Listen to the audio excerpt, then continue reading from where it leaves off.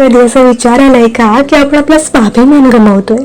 आपल्या सगळ्यांनाच कधी ना कधी असं वाटते की आपण आपला मार्ग चुकतोय, आपली मूल्य विसरतोय. आपण अनेकदा दुसऱ्यांच्या फायद्यासाठी आपला स्वाभिमान सोडून देतो. असं वाटतं की हे नाते टिकवण्यासाठी हाच एकमेव मार्ग आहे. पण भगवद्गीता सांगते की आपण कधीही आपला स्वाभिमान गमावू नये, अगदी आव्हानात्मक काळातही. मग अशा परिस्थितीत काय केले पाहिजे? उपाय सोपा आहे. तुमच्या भावनांना न समजणाऱ्या कोणत्याही नात्यांपासून दूर राहा. विश्वास ठेवा की योग्य लोक तुमच्या सोबत येतील.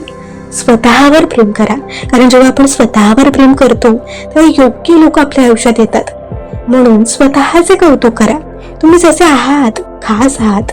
लक्षात ठेवा, तुमचा स्वाभिमान नेहमीच तुमचे सर्वोच्च प्राधान्य असावा. तुमच्या स्वाभिमानाशी कधीही तडजोड करू नका, कारण तो तुमच्या आत्मप्रेमाचा पाया आहे. रामकृष्ण हरी.